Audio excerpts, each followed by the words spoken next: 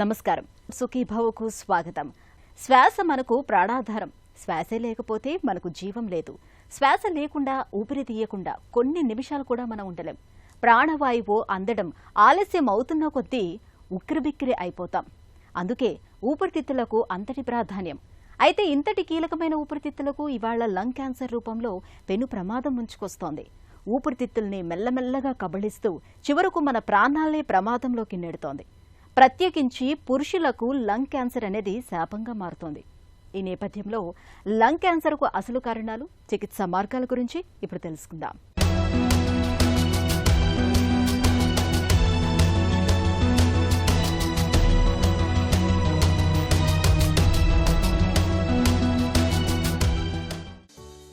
శ్వాసే మనకు ప్రాణం. ఇది ఒక్క క్షణమాగినా ఉక్కిరిబిక్కిరవుతాం. కాబట్టి ఊపిరితిత్తులకు అంత ప్రాధాన్యత. రక్తంలోకి ఆక్సిజన్ని చేరవేసేవి, రక్తంలోని కార్బన్ డయాక్సైడ్ని బయటకు పంపించేవి ఊపిరితిత్తులే. మన ఊపిరితిత్తులు తిరగేసిన చెట్టులా ఉంటాయి. కాండం లాంటి శ్వాస మార్గం 2 వాయునాళాలుగా చీలిపోయి అలా అలా గాలిగొట్టాలుగా శాఖోపశాఖలుగా కిందకు విస్తరిస్తూ వస్తాయి. వీటి చివరన ఉండే గాలిగదులే ఆక్సిజన్, కార్బన్ డయాక్సైడ్ మార్పిడి ప్రక్రియను నిర్వహిస్తాయి. ఊపిరితిత్తుల క్యాన్సర్ వాయునాళాల దగ్గర నుంచి గాలిగొట్టాలు, ఊపిరితిత్తుల్లోని మృదు కణజాలం వరకు ఎక్కడైనా తలెత్తొచ్చు. ప్రధానంగా గాలిగొట్టాల్లో ఎక్కువగా వస్తుంటుంది. ఇది మగవారిలో ఎక్కువే అయినా ఆడవారికి రాకూడదు అనేమీ లేదు. స్త్రీలు పురుషులు ఇద్దరినీ కలిపి చూస్తే రొమ్ము క్యాన్సర్ తర్వాత 2వ స్థానంలో ఇదే నిలుస్తుండడం గమనార్హం. పొగాకు అలవాట్లు, వాయు కాలుష్యం పెరగడం వంటివి దీనికి ఆజ్యం పోస్తున్నాయి. క్షయ, సిఓపిడి వంటి శ్వాసకోశ జబ్బులుగా పొరపడ్డంతో బాగా ముదిరిన తర్వాతే ఇది బయటపడుతుండడం సమస్యను మరింత క్లిష్టం చేస్తోంది. మనందరికీ తెలిసిన విషయం ఏంటంటే ఊపిరితిత్తుల క్యాన్సర్ అనేది ప్రపంచంలోనే మొట్టమొదటి ఎక్కువ సంఖ్యలో వచ్చే క్యాన్సర్స్. మనిషి మరణానికి కూడా lung cancers are the most common cancers. ఈ నంబర్స్ కూడా రెగ్యులర్గా పెరగడానికి కారణం ఏంటంటే లంగ్ క్యాన్సర్ రావడానికి కారణాలైన పొగాకుకు సంబంధించిన ఉత్పత్తులు ఏవైతే ఉంటాయో, సిగరెట్ అవ్వచ్చు, చుట్ట, బీడీ, గుట్కా, ఈ కారణాలన్నిటి వల్ల వీటి వాడకం వల్ల లంగ్ క్యాన్సర్స్ అనేవి వస్తాయి. 70 to 90% of the cancers tobacco వాడకం వల్ల వస్తుంది. టొబాకో వాడకం అన్నది తగ్గకపోవటం వల్ల లంగ్ క్యాన్సర్స్ అనేది చాలా ప్రబలంగా నెంబర్స్ వస్తూ ఉన్నాయి. అలాగనే ఏజింగ్ పాపులేషన్, మనిషి తాలూకా యావరేజ్ ఏజ్ పెరగటం వల్ల, లైఫ్ టైం పెరగటం వల్ల ఈ క్యాన్సర్స్ అనేవి ఎక్కువ ఏజ్లో వస్తుంది. కాబట్టి లంగ్ క్యాన్సర్స్ కూడా వాళ్ళ ఎక్స్పోజర్ వల్ల పెరుగుతూ ఉంటుంది. అలాగనే ప్యాసివ్ స్మోకింగ్ కూడా న్యాచురల్గా ఎక్కువ మంది స్మోక్ చేయటం వల్ల ప్యాసివ్ స్మోకింగ్ వల్ల కూడా నెంబర్ ఆఫ్ లంగ్ క్యాన్సర్స్ పెరుగుతూ ఉంటాయి. అలాగనే మిగతా కారణాలు ఏవైతే ఉన్నాయో అంటే ఇండస్ట్రియల్ పొల్యూషన్, ఎయిర్ పొల్యూషన్, అలాగనే రేడాన్ గ్యాస్ తాలూకా ఎక్స్పోజర్, అంటే వెంటిలేషన్ లేకుండా ఇళ్ళు కానీ ఇండస్ట్రీలు ఉండటం వల్ల, కెమికల్స్ ఇండస్ట్రీస్లో ఉన్న కెమికల్స్కి ఎక్స్పోజర్ అవ్వడం వల్ల, వీటి వల్ల కూడా ఈ క్యాన్సర్స్ వస్తూ ఉంటాయి. అలాగనే మిగతా లైఫ్ స్టైల్ ఫ్యాక్టర్స్ ఏంటంటే sedentary life style, smoking, alcohol, ఇవి కూడా లంగ్ క్యాన్సర్ రావడానికి కారణాలుగా పరిగణించబడుతున్నాయి. సో ఈ కారణాల వల్ల కంటిన్యూస్గా లంగ్ క్యాన్సర్ నెంబర్స్ కంటిన్యూస్గా పెరుగుతూ ఉన్నాయి. పొగ తాగకపోయినా కూడా లంగ్ క్యాన్సర్ రావడానికి కారణాలు ఏంటంటే అన్నిట్లోకి అతి ముఖ్యమైన కారణం ప్యాసివ్ స్మోకింగ్. అంటే 5% లంగ్ క్యాన్సర్స్ ఈ ప్రపంచంలో రావడానికి ప్యాసివ్ స్మోకింగ్ అన్నది కారణం అనమాట. దాన్ని మనం సెకండ్ హ్యాండ్ స్మోక్ అంటాం. అంటే ఒక వ్యక్తి పొగ పీల్చి వదిలిన పొగ మనం మళ్ళీ పీల్చడాన్ని సెకండ్ హ్యాండ్ స్మోకింగ్ అంటాం.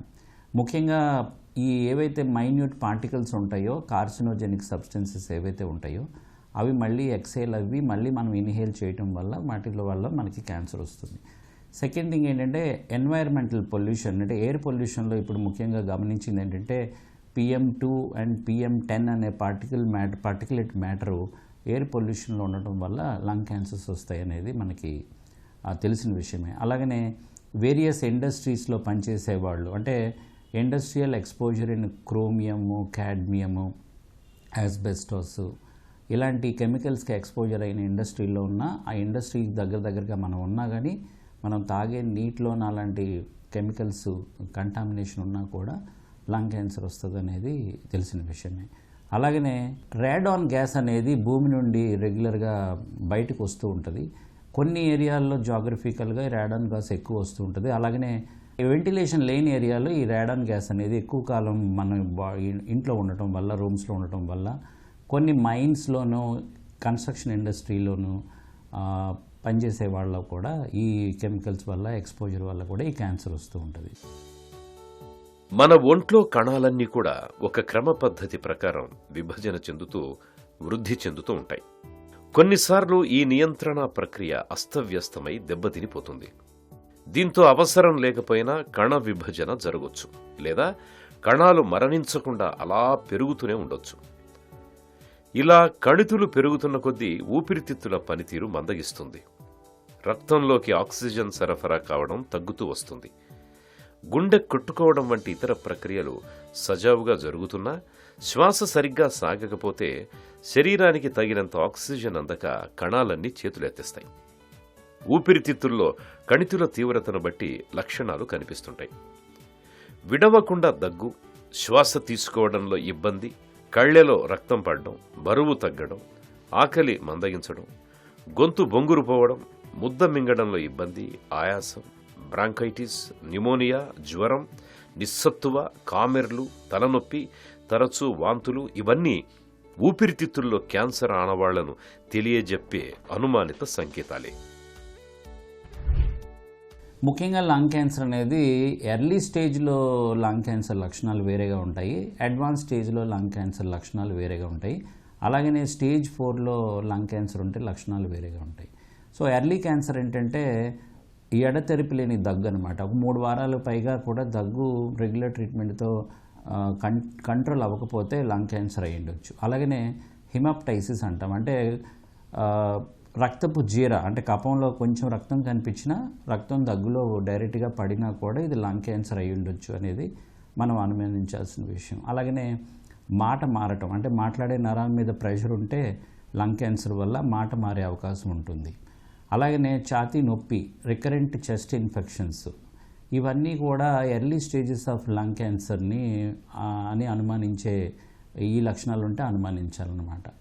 అలాగనే లోకల్లీ అడ్వాన్స్డ్ లంగ్ క్యాన్సర్, అంటే బాడీ అంతా చేరకపోయినా కూడా ఉన్న దగ్గర స్టేజ్ 3లో ఉన్న వాటికి ఏమవుతుందంటే ఊపిరి తీసుకునే ట్యూబ్ బ్లాక్ అయిపోవటం వల్ల ఆయాసం ఉండటం, అలాగనే అన్నవాహికని బ్లాక్ చేయటం వల్ల మింగుడు పడకపోవటం, మాట్లాడే నరం ఎఫెక్ట్ అయిపోవటం వల్ల గొంతు పూర్తిగా బొంగురిపోవటం, అలాగనే చెస్ట్ పెయిన్, అలాగనే ఎస్విసిఓ అంటాం, అంటే రక్తనాళం ఏదైతే చెడు రక్తం హార్ట్లోకి వెళ్ళి లంగ్స్కి వెళ్ళి మంచి రక్తంగా మారుతుందో ఆ రక్తనాళాలు బ్లాక్ అయిపోవటం వల్ల చేతిలోను, మెడలోను, మొహంలోనూ రక్తనాళాలు ఉబ్బి సుపీరియర్ వెనా కేవా సిండ్రోమ్ అంటాం. సో ఇలాంటి కండిషన్స్ అన్నిటితో అడ్వాన్స్ లంగ్ క్యాన్సర్ ప్రెజెంట్ అవుతుంది.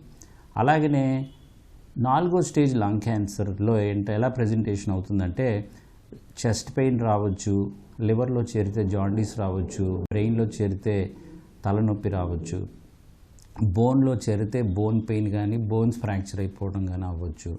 అలాగనే కారణం లేకుండా ఆకలి తగ్గిపోవటం, కారణం లేకుండానే బరువు బాగా తగ్గిపోవటం, బాగా నీరసించిపోవటం, ఇలాంటి అన్ని కండిషన్స్ కూడా ఈ స్టేజ్ 4 లంగ్ క్యాన్సర్ లక్షణాలుగా ఉంటాయి అన్నమాట. ఊపిరితిత్తుల్లో క్యాన్సర్ లక్షణాలను మనలో చాలా మంది అంత త్వరగా గుర్తించలేకపోతూ ఉంటారు. టీబీ లక్షణాలు, లంగ్ క్యాన్సర్ లక్షణాలు దాదాపుగా ఒకే రకంగా ఉండటంతో చాలా మంది క్యాన్సర్ను టీబీగా పొరపడుతూ ఉంటారు. దీంతో చాలా మందిలో లంగ్ క్యాన్సర్ ముదిరిపోయాకే బయటపడుతోంది. లంగ్ క్యాన్సర్ మరణాలు మన దగ్గర ఎక్కువగా ఉండటానికి ఇది ఒక కారణమే అంటారు నిపుణులు. ఊపిరితిత్తుల్లో క్యాన్సర్ గురించిన మరిన్ని వివరాలను ఇప్పుడు తెలుసుకుందాం.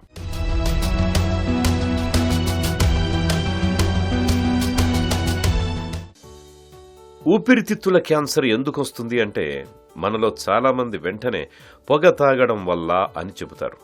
నిజానికి లంగ్ క్యాన్సర్ రావడానికి పొగ అలవాటుతో పాటు ఆస్బెస్టాస్, ఆర్సెనిక్, రేడియోధార్మికత వంటి క్యాన్సర్ కారకాలు, జన్యువులు ఇలా చాలా కారణాలే కనిపిస్తాయి. ఇతర భాగాల్లో క్యాన్సర్ వచ్చి క్యాన్సర్ కణాలు అక్కడి నుంచి ఊపిరితిత్తులకు చేరినప్పుడు కూడా లంగ్ క్యాన్సర్ రావచ్చు. ఆటో ఇమ్యూన్ జబ్బులు, వాతావరణ కాలుష్యం, రేడియేషన్, జీన్స్ వల్ల కూడా లంగ్ క్యాన్సర్ వచ్చే అవకాశం ఉంది. అయితే అన్నిటికన్నా పొగాకే మన ఊపిరితిత్తులకు ఎక్కువగా చేటు చేస్తుంది. పొగాకులో arsenic, benzene, beryllium, cadmium, chromium, తారు వంటి పలు క్యాన్సర్ కారకాలు ఉంటాయి. ఇవి నేరుగా శ్వాసనాళం ద్వారా లేదా రక్తం ద్వారా ఊపిరితిత్తుల్లోకి చేరుకొని స్థిరపడతాయి. క్రమంగా ఊపిరితిత్తుల కణజాలంలోని జన్యువులను దెబ్బతీసి కణుతులకు దారితీస్తాయి. ఊపిరితిత్తుల క్యాన్సర్తో ముప్పేమిటి అంటే 180% మందిలో ఇది బాగా ముదిరిన తర్వాతే బయటపడుతూ ఉండడం. దీంతో నయం కావడం అటుంచి క్యాన్సర్ని అదుపులో పెట్టడం కూడా కష్టమవుతుంది. 5 year సర్వైవల్ రేట్ అన్ని స్టేజెస్ కలుపుకుంటే ఓవరాల్గా 5 year సర్వైవల్ రేటు 15 to 20% మాత్రమే ఉంది. అంటే అన్ని స్టేజ్లు తీసుకుంటే 15 నుండి 20% మంది మాత్రమే 5 సంవత్సరాలు సర్వైవ్ అవుతారు. అంటే ఒకటో స్టేజ్లో క్యాన్సర్ని గుర్తించినా కూడా మిగతా క్యాన్సర్లా కాకుండా 50 నుండి 60% మంది మాత్రమే 5 సంవత్సరాలు బతుకుతారు. సెకండ్ స్టేజ్లో 15 to 20% మాత్రమే బతుకుతారు. థర్డ్ స్టేజ్లో 10% బతుకుతారు అన్నమాట. సో దీనివల్ల ఏంటంటే ఖచ్చితంగా ప్రాణాంతకం. ఎందుకంటే లంగ్ క్యాన్సర్ తెలుసుకునేటప్పటికే అడ్వాన్స్ స్టేజ్లో అది బయటపడుతుంది. కాబట్టి అవగాహన లేకపోవడం వల్ల కానీ, స్క్రీనింగ్ టెస్టులు లేకపోవడం కానీ, వీటికి అన్ని కారణాల వల్ల 60 నుండి 70% క్యాన్సర్స్ స్టేజ్ 3, స్టేజ్ 4లో బయటపడుతుంది. కాబట్టి లంగ్ క్యాన్సర్ ఖచ్చితంగా ప్రాణాంతకం. ఈరోజు స్టాటిస్టిక్స్ని బట్టి కూడా లంగ్ క్యాన్సరే the commonest cause of death for mankind because of the cancer. అనుమానం ఉన్న కేసెస్లో మనకు తెలిసిన విధంగా ఎర్లీ లంగ్ క్యాన్సర్ అంటే మనం చెస్ట్ ఎక్స్రే చేస్తాము. తర్వాత మాస్ కనిపించినా లేకపోతే మాస్ ఎక్స్రేలో కనిపించకపోయినా లంగ్ క్యాన్సర్ అని అనుమానం ఉంటే low dose CT scan of the chest అని చేస్తాము. దీంతో లంగ్ క్యాన్సర్ అయ్యి ఉండొచ్చిన అనుమానం మాత్రమే మనకు వస్తుంది. దాని తర్వాత దాన్ని నిర్ధారించడానికి బ్రాంకోస్కోపీ అనే టెస్ట్ కానీ, ఈబస్ అనే విధానంతో బయాప్సీ చేయటం కానీ, సిటీ స్కాన్ గైడెడ్ బయాప్సీ కానీ చేసి లంగ్ క్యాన్సర్ నిర్ధారణ చేసి దాని తర్వాత ఎటువంటి క్యాన్సర్, మళ్ళీ లంగ్ క్యాన్సర్లో కూడా ఎటువంటి క్యాన్సర్ అని తెలుసుకోవడానికి, దాని తత్వం తెలుసుకోవడానికి ఇమ్యూనోహిస్టోకెమిస్ట్రీ, మాలిక్యులర్ ఆంకాలజీ అనే టెస్టులు చేస్తాము. తర్వాత లంగ్ క్యాన్సర్ ఏ స్టేజ్లో ఉంది అని తెలుసుకోవడానికి CT scan, MRI scan, PET CT scan ఇలాంటి టెస్టులు చేసి స్టేజ్ని నిర్ధారణ చేస్తాం అన్నమాట. సో క్యాన్సర్ అనేది కన్ఫర్మ్ అవ్వడమే, అనుమానించడం, కన్ఫర్మ్ చేయటం, దాని తత్వం తెలుసుకోవటం, ఏ స్టేజ్లో ఉందనేది కూడా తెలుసుకున్న తర్వాత పేషెంట్ పర్ఫార్మెన్స్ స్టేటస్ని బట్టి ట్రీట్మెంట్ కూడా ఈ టెస్టుల తాలూకా రిజల్ట్స్ మీదనే ఆధారపడి ఉంటుంది. మన ఊపిరితిత్తులు పరిమాణంలో పెద్దగా ఉండడంతో క్యాన్సర్ కణితి తలెత్తినా అది కీలకమైన భాగాలకు తగిలేంత వరకు బయటకు ఎలాంటి లక్షణాలు కనబడవు. ఇతరత్ర జబ్బుల్లో చేసే పరీక్షల్లో యాదృచ్ఛికంగా బయటపడడం తప్పించి తొలి దశలో ఊపిరితిత్తుల క్యాన్సర్ని గుర్తించడం చాలా అరుదుగా ఉంటుంది. సుమారు 70 నుంచి 80% మందిలో ఇది 3-4 దశల్లోనే బయటపడుతుంది. దీనిని తొలి దశలోనే గుర్తించి శస్త్రచికిత్స చేయగలిగితే 90% వరకు నయం చేయొచ్చు. రెండవ దశలో 70% వరకు నయమవుతుంది. అదే మూడో దశకు వచ్చేసరికి నయమయ్యే అవకాశం 30%కి పడిపోతుంది. ఇక 4వ దశలో అయితే క్యాన్సర్ నయం కావడం దాదాపు అసాధ్యమని చెప్పుకోవాలి. ఇక టీబీ, లంగ్ క్యాన్సర్ లక్షణాలు దాదాపు ఒకే రకంగా ఉండడంతో చాలామంది క్యాన్సర్ని టీబీగా పొరబడుతూ టీబీకి చికిత్స తీసుకుంటూ జబ్బును ముదరబెట్టుకుంటున్నారు. దగ్గు, కఫంలో రక్తం కనిపిస్తున్నప్పుడు ఆలస్యం చేయకుండా డాక్టర్ని సంప్రదించాలి. X-ray, CT scan, PET scan, అవసరమైతే బయాప్సీ చేయడం ద్వారా క్యాన్సర్ తీవ్రతను, కణితుల పరిమాణాన్ని చాలా వరకు ఖచ్చితంగా నిర్ధారించవచ్చు. పేషెంట్ పర్ఫార్మెన్స్ స్టేటస్ని బట్టి, అంటే పేషెంట్ జనరల్ కండిషన్ ఎలా ఉందనే దాన్ని బట్టి, టైప్ ఆఫ్ క్యాన్సర్ని బట్టి, అంటే టైప్ ఆఫ్ క్యాన్సర్ అంటే స్మాల్ సెల్ క్యాన్సరా, నాన్ స్మాల్ సెల్ క్యాన్సరా, న్యూరోఎండోక్రైన్ క్యాన్సరా, ఇలా వేరే వేరే రకాలు ఉంటాయి. ఎటువంటి రకమైన క్యాన్సర్ అనే దాన్ని బట్టి, స్టేజ్ని బట్టి మనం ట్రీట్మెంట్ చేయడం జరుగుతుంది.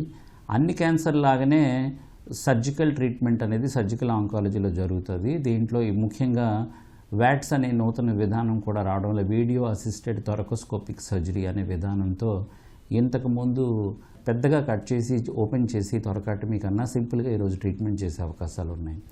అలాగనే రేడియేషన్ ఆంకాలజీ అంటే రేడియోథెరపీ ట్రీట్మెంట్తో పాటు కీమోథెరపీ కూడా కలిపి ట్రీట్మెంట్ చేయటం, ఓన్లీ రేడియోథెరపీతో ట్రీట్మెంట్ చేయటం కూడా ఒక విధానం.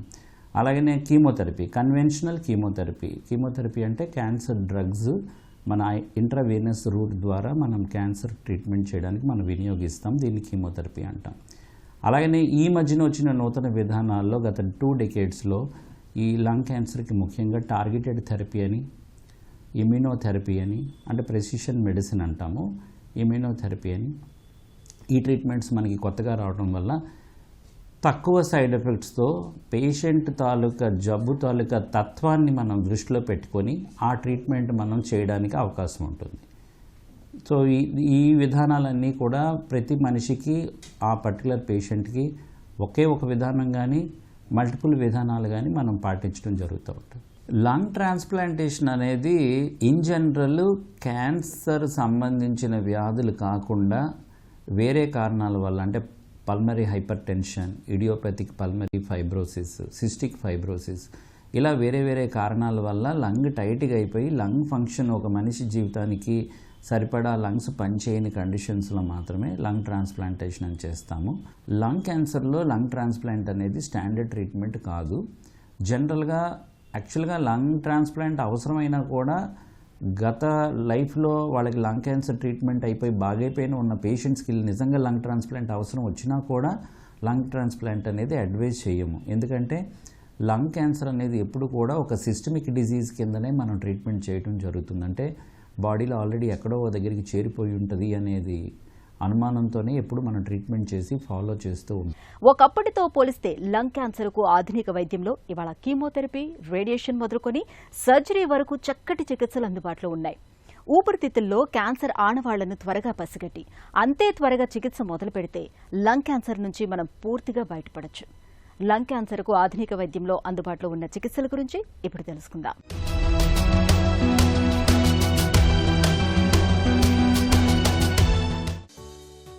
గతంలో ఊపిరితిత్తుల క్యాన్సర్ బారిన పడితే 6 నెలల కన్నా ఎక్కువ కాలం జీవించేవారు కాదు. ఇప్పుడు దాదాపు 25% మంది 5 ఏళ్లకు పైగా జీవిస్తున్నారు. అయితే ఏదో ఒక చికిత్సకు మాత్రమే సరిపోయేవారి కన్నా అన్ని రకాల చికిత్సలకు అనుగుణంగా ఉన్నవారు ఎక్కువ కాలం జీవించే అవకాశం ఉంది. ఊపిరితిత్తుల క్యాన్సర్లో ఆయా దశల్ని బట్టి సర్జరీ, కీమోథెరపీ, రేడియోథెరపీ, టార్గెటెడ్ ఇమ్యూనోథెరపీలు చేస్తారు.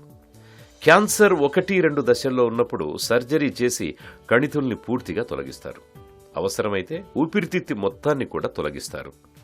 కంటికి కనిపించని అతి సూక్ష్మమైన క్యాన్సర్ కణాలు ఇంకా మిగిలే ఉన్నాయని అనుమానిస్తున్నప్పుడు కీమోథెరపీ, రేడియేషన్ ఇస్తారు. 3వ దశలో ఒకే సమయంలో కీమోథెరపీ, రేడియోథెరపీ ఇస్తూ అవసరాన్ని బట్టి సర్జరీ చేస్తుంటారు. 4వ దశలో క్యాన్సర్ నయం కావడం దాదాపు అసాధ్యం. అందువల్ల రోగికి ఇతరత్ర సమస్యలేవి లేకుండా బతికినంతకాలం ఇంట్లో హాయిగా జీవించేలా చూసేందుకే ప్రాధాన్యతనిస్తారు. ఈ విషయంలో ఇమ్యూనోథెరపీలు, టార్గెటెడ్ థెరపీలు బాగా ఉపయుక్తంగా ఉంటున్నాయి. లంగ్ క్యాన్సర్ నివారణకి మనం ఏం చేయాలంటే దీన్ని మామూలుగా primary prevention, secondary prevention, tertiary prevention అంటాం. ఎప్పుడు అన్ని క్యాన్సర్ లాగానే ప్రైమరీ ప్రివెన్షన్ అంటే అసలు లంగ్ క్యాన్సర్ రాకుండా మనం ఎలా కాపాడుకోవాలనేది మనందరికీ తెలిసిన విషయమే. టొబాకోకు సంబంధించిన ఉత్పత్తులకి మనం డైరెక్ట్గా కానీ ఇండైరెక్ట్గా కానీ మనం ఎక్స్పోజ్ అవ్వకుండా మనల్ని మనం కాపాడుకోవడం అనేది అన్నిటిలోకి చాలా ఇంపార్టెంట్. దాంతోనే మనం లంగ్ క్యాన్సర్ మనకు రాకుండా పూర్తిగా కాపాడుకోవచ్చు. అలాగనే ఎన్వైర్మెంటల్ పొల్యూషను అవాయిడ్ చేయటం చాలా కష్టం. ఎందుకంటే అది ఎన్వైర్మెంట్లో ఉన్నది కాబట్టి, అది పబ్లిక్కి సంబంధించిన విషయం కాబట్టి, అది గవర్నమెంట్ చేతిలో ఉంటుంది కాబట్టి దానికి సంబంధించిన అవగాహన ఉండాలి.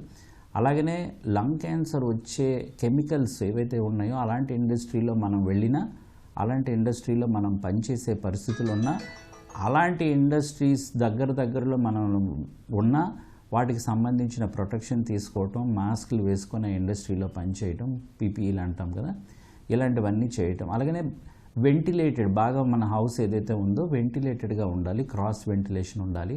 అలాగనే ఫాసిల్ ఫ్యూయల్స్, పూర్వం ఏంటంటే ఫాసిల్ ఫ్యూయల్స్ వాడి వంట అది చేస్తుండేవారు. ఇప్పుడంటే induction stoves, electrical stoves, gas stove అది రావటం వల్ల ప్రత్యేకంగా దానివల్ల క్యాన్సర్ రాదు. కానీ ఒకప్పుడు కర్రపొయ్యిల మీద, బొగ్గుల మీద, వీటి మీద వంట చేసే విధానాలు ఎక్కడైనా ఒక కల్చర్లో ఉంటే వాటి నుండి ఇప్పుడు దూరంగా ఉంటే లంగ్ క్యాన్సర్ రాకుండా మనం చేసుకోవచ్చు. అలాగే సెకండరీ ప్రివెన్షన్ అంటాం. సెకండరీ ప్రివెన్షన్ అంటే ఇందాక మాట్లాడినట్టు ఎర్లీ డయాగ్నోసిస్ మనకి తెలిసిన విషయమే. ఛాతీ ఎక్స్రే కానీ low dose CT scan of the chest కానీ చేసి లంగ్ క్యాన్సర్ని తొలి దశల్లో గుర్తిస్తామన్నమాట. ఇది ఎవరికి చేస్తామంటే కుదిరినంత వరకు 50 సంవత్సరాలు దాటిన ప్రతి వ్యక్తి చేయించుకోవాలి. లేదంటే 20 pack years exposure of cigarettes అనమాట. అంటే ఒక సిగరెట్ ప్యాకెట్ 20 ఇయర్స్ వాడితే దాన్ని 20 ప్యాక్ ఇయర్స్ అంటారు. ఒక 20 ప్యాక్ ఇయర్స్ ఎక్స్పోజర్ ఉంటే ఆ పర్టికులర్ వ్యక్తికి వాళ్ళు ఖచ్చితంగా ప్రతి సంవత్సరం low dose CT scan of the chest చేసుకోవాలి. అలాగనే స్ట్రాంగ్ ఫ్యామిలీ హిస్టరీ ఉన్నా కూడా ఈ పరీక్షలు చేసుకొని లంగ్ క్యాన్సర్ని తొలి దశల్లో గుర్తించడానికి మనం ప్రయత్నం చేయాలి. తర్వాత ఏంటంటే ట్రీట్మెంట్, టెర్షరీ ప్రివెన్షన్ అంటే ప్రాపర్గా ట్రీట్మెంట్ చేయించుకోవటం. అలాగనే తర్వాత ట్రీట్మెంట్ అయిపోయినాక ఫాలోఅప్ కూడా అంతే బాగా చేయించుకోవటాన్ని టెర్షరీ ప్రివెన్షన్ అంటారు. ఈ 3 విధానాలు పాటిస్తే క్యాన్సర్ రాకుండా కాపాడుకోవచ్చు, వచ్చినా క్యూర్ అవ్వచ్చు. అయిన తర్వాత కూడా రిలాప్స్ని తొందరగా గుర్తించగలిగితే దాని నుండి కూడా మళ్ళీ క్యూర్ చేసే అవకాశం ఉంటుంది. ఊపిరితిత్తుల క్యాన్సర్ని తొలి దశలో గుర్తించడం కష్టం. నివారణ ఒక్కటే మార్గం.